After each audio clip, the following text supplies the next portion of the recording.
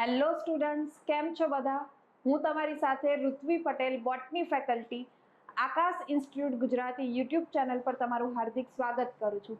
આજે ફરી એકવાર important chapter morphology of the flowering plant એટલે કે સપુષ્પી વનસ્પતિઓની બાહ્યાકાર વિદ્યા, આ ચેપ્ટરના જે ઇમ્પોર્ટન્ટ ક્વેશ્ચન છે જે તમને નીટમાં હેલ્પફુલ થઈ શકે એ ક્વેશ્ચન લઈને હું આવી છું. આના પહેલા આપણે કોષચક્ર અને કોષ વિભાજન અને જૈવિક વર્ગીકરણ આ ત્રણ ચેપ્ટરના ઇમ્પોર્ટન્ટ ક્વેશ્ચનના વિડીયો બનાવેલા છે. જો તમે એ ક્વેશ્ચન સોલ્વ ના કર્યા હોય તો ઝડપથી જઈને એ સોલ્વ કરી લેજો. અને આજે આપણે ડિસ્કસ કરીએ સપુષ્પી વનસ્પતિઓની બાહ્યાકાર વિદ્યા. હવે બાહ્યાકાર વિદ્યા એટલે શું? કોઈ પણ અભ્યાસ કરવો. અને બાહ્યાકાર તો જે સપુષ્પી વનસ્પતિઓ છે એ સપુષ્પી વનસ્પતિઓને તમે જ્યારે બહારથી જોવો છો અને તમને જે વનસ્પતિના ભાગ દેખાય છે, જેમ કે આપણે વાત કરીએ પ્રકાંડ, પર્ણ, મૂળ, ફળ, આ બધા જ ભાગો વનસ્પતિના દેખાય છે અને એના ઉપર આપણે અભ્યાસ કરીએ એને શું કહેવાય? બાહ્યાકાર વિદ્યા એટલે કે મોર્ફોલોજી. તો આજે આ ચેપ્ટરના જે ઇમ્પોર્ટન્ટ ક્વેશ્ચન છે ચલો આપણે સોલ્વ કરીએ. ફર્સ્ટ ક્વેશ્ચન, તો ફર્સ્ટ ક્વેશ્ચનમાં શું પૂછ્યું છે? જો સ્ત્રી કેસર ચક્ર મધ્યમાં આવેલું હોય અને પુષ્પના અન્ય ભાગો પુષ્પાસનની કિનારી પર લગભગ બીજાશય જેટલા જ સ્તરે આવેલા હોય તો તે પુષ્પ ખાલી જગ્યા તરીકે ઓળખાય. અને ઓપ્શનમાં આપેલું છે અધોજાયી પુષ્પ, ઉપરીજાયી પુષ્પ, એકલિંગી પુષ્પ અને પરિજાયી પુષ્પ. અહીંયા ડાયાગ્રામમાં આપણે જોઈએ તો પહેલી આપણે વાત કરીએ છીએ, જે પહેલો ડાયાગ્રામ આપેલો છે એમાં બીજાશય જે છે એ આપણને ઉચ્ચ સ્થાને બતાવેલું છે અને એના નીચેના ભાગમાંથી આ જે પુષ્પીય ભાગો નીકળે છે. તો આવા પુષ્પને આપણે કહીએ છીએ અધોજાયી પુષ્પ. સેકન્ડ અને થર્ડ નંબરનો જે ડાયાગ્રામ આપેલો છે એમાં જે બીજાશય આવેલું છે એ બીજાશય મધ્યના ભાગમાં આવેલું છે અને એના બાજુના ભાગમાંથી બીજા પુષ્પીય ભાગો નીકળે છે. તો આવા જે પુષ્પ હોય છે એવા પુષ્પને આપણે પરિજાયી પુષ્પ તરીકે ઓળખીએ છીએ. અને લાસ્ટમાં તમને આપેલું છે ડાયાગ્રામ, એમાં બીજાશય જે છે એ અંદરની બાજુ આવેલું છે અને એના ઉપરના ભાગમાંથી બીજા પુષ્પીય ભાગો નીકળે છે. તો એવા પુષ્પને આપણે કહીએ છીએ ઉપરીજાયી પુષ્પ. પરંતુ આપણને ક્વેશ્ચનમાં શાના વિશે પૂછ્યું છે? ક્વેશ્ચનમાં પૂછ્યું છે કે બીજાશય જે છે, સ્ત્રી કેસર જે છે એ કઈ જગ્યાએ આવેલું છે? મધ્યના ભાગે આવેલું છે. તો એનો આન્સર શું આવશે? Option number 4. એવા પુષ્પને આપણે કહીએ છીએ પરિજાયી પુષ્પ. નેક્સ્ટ ક્વેશ્ચનમાં આપણને પૂછ્યું છે ખાલી જગ્યાના અધિચ્છદીય કોષોમાંથી મૂળ રોમ ઉદ્ભવે છે. પરિપક્વતાનો વિસ્તાર, વિસ્તરણનો વિસ્તાર, મૂળ ટોપ અને વર્ધનશીલનો વિસ્તાર. તો હવે મૂળની વાત કરીએ તો આ મૂળ છે. મૂળનો જે ટોચનો ભાગ આવેલો છે એને આપણે શું કહીએ છીએ? મૂળ ટોપ તરીકે ઓળખીએ છીએ. એ મૂળ ટોપની નજીકમાં જે પ્રદેશ આવેલો છે એ પ્રદેશને આપણે કહીએ છીએ વર્ધનશીલ પ્રદેશ. એ પ્રદેશને આપણે શું કહીએ છીએ? વર્ધનશીલ પ્રદેશ. વર્ધનશીલ પ્રદેશની ઉપરની તરફ જોઈએ તો ઉપરના તરફ જે વિસ્તાર આવેલો છે એ પ્રદેશને આપણે કહીએ છીએ વિસ્તરણ પ્રદેશ. અને એ વિસ્તરણ પ્રદેશના નિકટવર્તી છેડા તરફ જે પ્રદેશ આવેલો છે એ પ્રદેશને આપણે કહીએ છીએ પરિપક્વ પ્રદેશ. હવે આ જે પરિપક્વ પ્રદેશ છે એ પરિપક્વ પ્રદેશના જે અધિચ્છદીય કોષો હશે એ અધિચ્છદીય કોષોમાંથી આવી રીતે જે તમને લાંબા પાતળા તંતુઓ જેવી રચના દેખાય છે એ રચનાને આપણે શું કહીએ છીએ? મૂળ રોમ. અને એ જે મૂળ રોમ જે છે એ શું કરે છે? પાણી અને ખનિજ તત્વોના શોષણમાં મદદ કરે છે. તો આપણને ક્વેશ્ચનમાં પૂછ્યું હતું કે ખાલી જગ્યાના અધિચ્છદીય કોષોમાંથી મૂળ રોમ ઉદ્ભવે છે. તો મૂળના કયા પ્રદેશમાંથી મૂળ રોમ ઉદ્ભવે છે? તો આ જે પરિપક્વ પ્રદેશ છે એ પરિપક્વ પ્રદેશમાંથી મૂળ રોમ વિકસે છે. તો એનો આન્સર આવશે ઓપ્શન નંબર 1. સૂર્યમુખી અને જામફળમાં જોવા મળતું પર્ણવિન્યાસ અનુક્રમે ખાલી જગ્યા છે. તો પર્ણવિન્યાસ એટલે શું? પ્રકાંડ કે શાખા ઉપર જે પર્ણની ગોઠવણી હોય છે તેને પર્ણવિન્યાસ તરીકે ઓળખીએ છીએ. આપણે ત્રણ પ્રકારના પર્ણવિન્યાસ ભણીએ છીએ. પહેલી વાત કરું તો એકાંતરિત પર્ણવિન્યાસ, બીજી વાત કરું તો સન્મુખ પર્ણવિન્યાસ અને ત્રીજી વાત કરું તો ચક્રાકાર અથવા તો એને આપણે ભ્રમિરૂપ પર્ણવિન્યાસ તરીકે પણ ઓળખીએ છીએ. એકાંતરિત પર્ણવિન્યાસ આપણે કોને કહીએ છીએ? તો જે પ્રકાંડ છે એના ઉપર જે ગાંઠ તમને જોવા મળે છે એ દરેક ગાંઠમાંથી એક જ પર્ણ ઉદ્ભવે. જેમ કે આ ગાંઠ છે એમાંથી તમને એક પર્ણ જોવા મળે છે, તો એ પ્રકાંડની ગાંઠમાંથી એક જ પર્ણ ઉદ્ભવે એને આપણે શું કહીએ છીએ? એકાંતરિત પર્ણવિન્યાસ. સન્મુખ પર્ણવિન્યાસની વાત કરું તો પ્રકાંડ ઉપર જે ગાંઠ આવેલી છે એ ગાંઠ પરથી બે પર્ણ ઉદ્ભવે, તો દરેક ગાંઠમાંથી બે પર્ણ ઉદ્ભવે તેને આપણે કહીએ છીએ સન્મુખ પર્ણવિન્યાસ. અને લાસ્ટમાં ચક્રાકાર અથવા તો ભ્રમિરૂપ પર્ણવિન્યાસની વાત કરું તો આપણે કોને કહીએ છીએ? ગાંઠમાંથી બે કરતા વધારે પર્ણ ઉદ્ભવે એને આપણે કહીએ છીએ ચક્રાકાર પર્ણવિન્યાસ. તો આપણને સૂર્યમુખી અને જામફળમાં કેવા પ્રકારનું પર્ણવિન્યાસ જોવા મળે છે એના વિશે ક્વેશ્ચનમાં પૂછેલું છે. તો સૂર્યમુખી જે છે એમાં એકાંતરિત પર્ણવિન્યાસ જોવા મળે છે અને જામફળ જે છે એમાં સન્મુખ પ્રકારનું પર્ણવિન્યાસ જોવા મળે છે. તો આપણે ઓપ્શન જોઈએ. ઓપ્શનમાં ફોર્થ એકાંતરિત અને સન્મુખ. તો એકાંતરિત પર્ણવિન્યાસ સૂર્યમુખીમાં જોવા મળશે અને જામફળમાં સન્મુખ પ્રકારનો પર્ણવિન્યાસ જોવા મળે છે, એટલે આનો આન્સર આવશે ઓપ્શન નંબર 4. શેરડીમાં આધારમૂળ પ્રકારની નીચેની ગાંઠોમાંથી ઉદ્ભવે છે તેને ખાલી જગ્યા કહેવાય. તો શેરડી જે છે શેરડીમાં ગાંઠ અને આંતરગાંઠ જોવા મળે છે. જેમ કે આ વાળો જે ભાગ છે એ ગાંઠ છે અને બે ગાંઠ વચ્ચેના વિસ્તારને આપણે શું કહીએ છીએ? આંતરગાંઠ. તો જમીનના નજીકના ભાગમાં જે ગાંઠો આવેલી છે ત્યાંથી શું ઉદ્ભવે છે? મૂળ તમને જોવા મળે છે અને એ મૂળ શું કરશે? શેરડીને આધાર આપવાનું કામ કરે છે, સપોર્ટ આપવાનું કામ કરે છે. તો એવા મૂળને આપણે શું કહીએ છીએ? અવલંબન મૂળ. તો શેરડીમાં કેવા પ્રકારના મૂળ જોવા મળે છે? અવલંબન મૂળ. ભ્રૂણાગ્ર અને આદિમૂળ આવરણમાં આવૃત હોય છે જેને અનુક્રમે ખાલી જગ્યા અને ખાલી જગ્યા કહેવાય. તો અહીંયા એક ડાયાગ્રામ આપેલો છે. આ જે તમને બતાવવામાં આવેલું છે એ શું છે? ભ્રૂણાગ્ર. અને એના પછી તમને આ જે બતાવવામાં આવેલું છે એ શું બતાવવામાં આવેલું છે? આદિમૂળ. હવે આપણને ક્વેશ્ચનમાં પૂછ્યું છે ભ્રૂણાગ્ર અને ભ્રૂણમૂળને જે આવરણ આવૃત કરે છે એને શું કહેવામાં આવે છે? તો જે ભ્રૂણાગ્ર ભાગ જે છે એને જે આવૃત કરે છે એને કહેવામાં આવે છે ભ્રૂણાગ્ર ચોલ. એને શું કહેવામાં આવે છે? ભ્રૂણાગ્ર ચોલ. અને નીચે તમને જે આદિમૂળ બતાવ્યું છે આદિમૂળને જે ભાગ આવૃત કરે છે એ ભાગને શું કહેવામાં આવે છે? ભ્રૂણમૂળ ચોલ. તો આપણે ઓપ્શનમાં જોઈએ તો પહેલા આપણને ભ્રૂણાગ્રનું કીધું તો ભ્રૂણાગ્રનો જે આવૃત ભાગ છે એને શું કહેવામાં આવે છે? ભ્રૂણાગ્ર ચોલ. અને આદિમૂળનો આવૃત ભાગ છે એને શું કહેવામાં આવે છે? ભ્રૂણમૂળ ચોલ. તો આ ક્વેશ્ચનનો આન્સર શું આવશે? Option number 2. કેરી ફળ માટે એક અસંગત પસંદ કરો. આપણે કેરી વિશે ભણીએ છીએ તો એમાં આપણને ઓપ્શન આપેલા છે તે એક બીજ વાળું હોય છે. કેરીમાં કેટલા બીજ જોવા મળે છે તમને? એક બીજ જોવા મળે છે. તો તે વિધાન કેવું છે? સાચું છે. નેક્સ્ટ, એક સ્ત્રી કેસરી બીજાશયમાંથી વિકાસ પામે છે. તો કેરી જે છે એ એક સ્ત્રી કેસરી ઉચ્ચસ્થ બીજાશયમાંથી વિકાસ પામે. તો સેકન્ડ ઓપ્શન પણ કેવો છે? સાચો છે. થર્ડમાં આપણને કીધું છે તે માસલ રસદાર મધ્ય ફલાવરણ ધરાવે છે. તો કેરીમાં જે મધ્ય ફલાવરણ આવેલું છે એ કેવું છે? માસલ આવેલું છે, રસદાર આવેલું છે, એટલા માટે આપણે એને શું કરીએ છીએ? ખાઈએ છીએ. તો તે ઓપ્શન પણ સાચો છે. અને લાસ્ટમાં આપણને કીધેલું છે બાહ્ય ફલાવરણ એ તંતુમય ખાદ્ય ભાગ છે. તો બાહ્ય ફલાવરણ જે છે એ તંતુમય હોતું નથી. તો આપણને ક્વેશ્ચનમાં પૂછ્યું હતું અસંગત. તો અસંગત કયો ઓપ્શન થયો? Option number 4. આપેલા નિવેદનો વાંચો અને તેઓને સાચા કે ખોટા તરીકે નક્કી કરો અને સાચો વિકલ્પ પસંદ કરો. તો અહીંયા આપણને 3 વિધાન આપેલા છે. ચલો આપણે જોઈએ.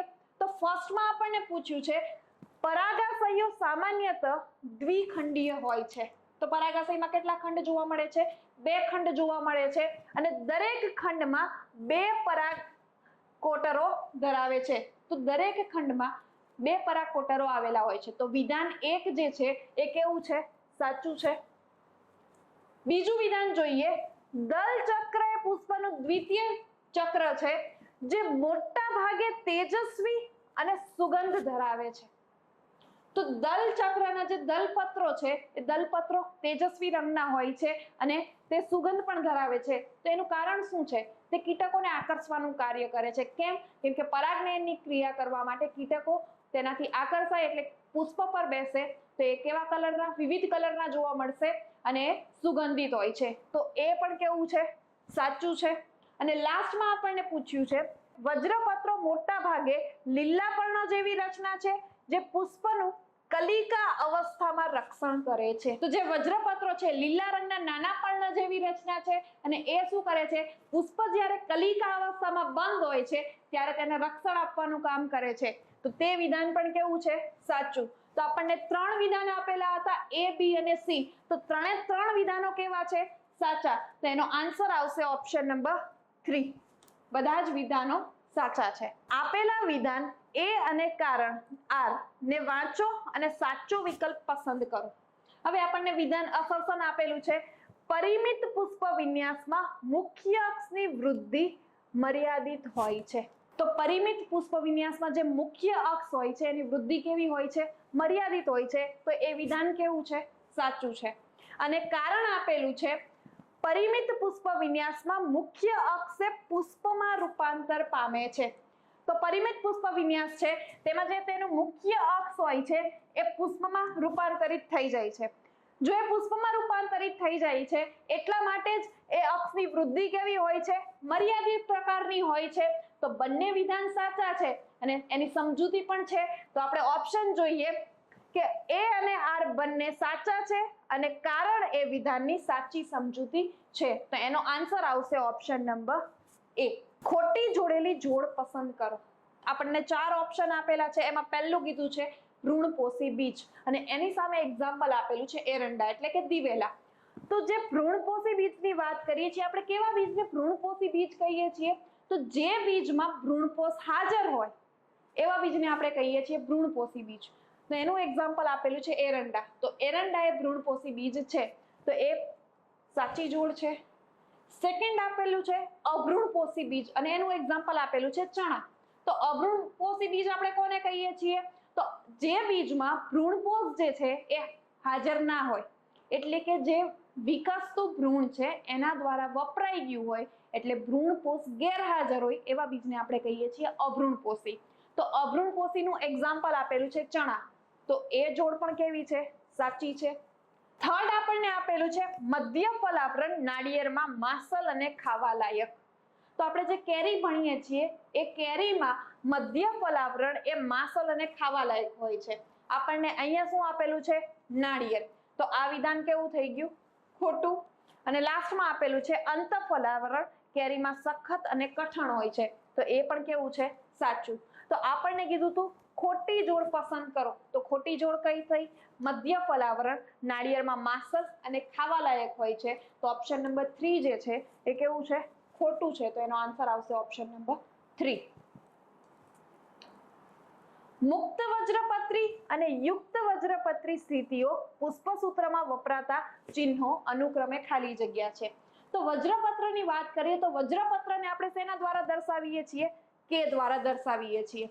તો આપણને કીધું છે મુક્ત વજ્રપત્રી. તો મુક્ત વજ્રપત્રી એટલે શું, તો વજ્રપત્રો એ એકબીજા સાથે જોડાયેલા નથી તેને આપણે શું કહીએ છીએ, મુક્ત વજ્રપત્રી. તો n એટલે શું આપણે લખીએ છીએ કે n એટલે તમને સંખ્યા દર્શાવે. જો પુષ્પમાં 5 વજ્રપત્ર હોય તો આપણે શું લખીશું, કે 5. ઓકે. તો આપણને અહીંયા કીધું છે મુક્ત વજ્રપત્રી. તો મુક્ત વજ્રપત્રીને આપણે લખીએ છીએ કે n. અને યુક્ત વજ્રપત્રી, તો યુક્ત વજ્રપત્રી આપણે કોને કહીએ છીએ, કે જેમાં વજ્રપત્ર છે એકબીજા સાથે જોડાયેલા હશે. તો આપણે એને કઈ રીતે લખશું, કે n. અને એ વજ્રપત્રો એકબીજા સાથે જોડાયેલા છે તો n ની બાજુમાં શું કરશું, બ્રેકેટ.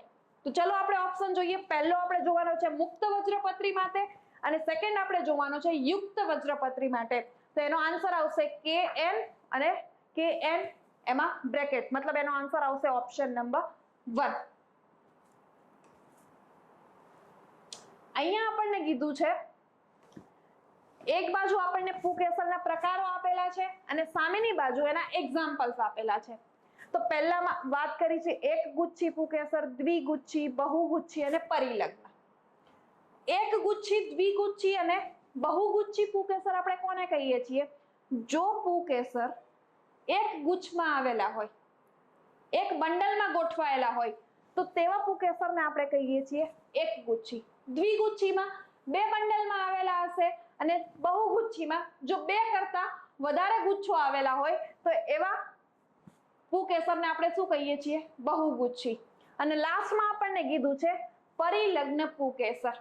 જો પુંકેસર એ પરિપુષ્પ ચક્ર સાથે જોડાયેલું હોય. હવે પરિપુષ્પ ચક્ર આપણે કોને કહીએ છીએ? જ્યારે પુંકેસર એ પરિપુષ્પ ચક્ર સાથે જોડાયેલું હોય તેવા પુંકેસરને આપણે શું કહીએ છીએ? પરિલગ્ન પુંકેસર. તો ચલો હવે આપણે એના એક્ઝામ્પલ જોઈએ. તો આપણને પહેલું આપેલું છે લીંબુ. તો લીંબુ જે છે એમાં જે આપણને પુંકેસર જોવા મળે છે કેવા જોવા મળે છે? બહુગુચ્છી. તો આપણે ઓપ્શન જોઈએ. લીંબુની સામે શું આવશે? બહુગુચ્છી પ્રકાર.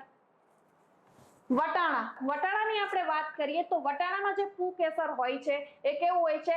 દ્વિગુચ્છી હોય છે. જાસૂદમાં એકગુચ્છી હોય છે અને લીલી તેનું પુંકેસર જે છે એ કેવું હોય છે? પરિલગ્ન પુંકેસર હોય છે. તો ચલો હવે આપણે ઓપ્શન જોઈએ કે કયો ઓપ્શન સાચો છે. તો આપણે ઓપ્શન જોઈએ તો એનો આન્સર આવશે ઓપ્શન નંબર 1. નેક્સ્ટ ક્વેશ્ચનમાં આપણને પૂછેલું છે નીચે આપેલા વિકલ્પોમાંથી નિયમિત પુષ્પ કયું છે? તો નિયમિત પુષ્પ એટલે શું? જ્યારે પુષ્પને એના કોઈ પણ રેડિયસમાંથી કટ કરવામાં આવે તો એ 2 સરખા ભાગમાં વિભાજિત થાય તો એવા પુષ્પને આપણે શું કહીએ છીએ? નિયમિત પુષ્પ.